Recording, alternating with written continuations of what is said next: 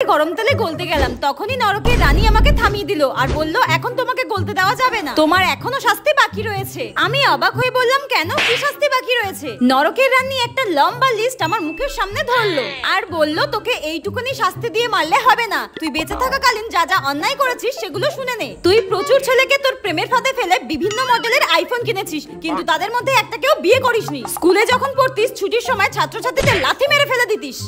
মায়ের ব্যাগ থেকে টাকা চুরি করে স্কুল বাঙ্ক মেরে সেই টাকায় সিনেমা দেখতে যেতিস আর ফুচকা খেতিস। এগুলো শুনে আমি মনে মনে ভাবলাম আমার জন্ম থেকে মৃত্যু পর্যন্ত সব হিসাব রেখেছে। তারপর স্কুলে টিফিনের সময় সবার টিফিন তুই একাই কেড়ে খেয়ে নিতিস। এখানে আরো লিস্ট আছে, অনেক লিস্ট আছে, শুনতে চাস তুই? আরো শুনতে চাস? তাহলে শোন। আমি বললাম না না না, আর বলতে হবে না, থাক থাক, এখনো পর্যন্ত যা বলেছো সেগুলো শুনেই হার্ট অ্যাটাক হয়ে গেছে, আরো শুনলে যে কি হবে? থাক থাক থাক, আর বলতে হবে না, আর বলতে হবে না। আমি জিজ্ঞাসা করলাম আমার আর কি শাস্তি বাকি আছে মহারানী? মহারানী আমার দিকে কটকট করে তাকিয়ে বলল নেক্সট পার্টে বলবো।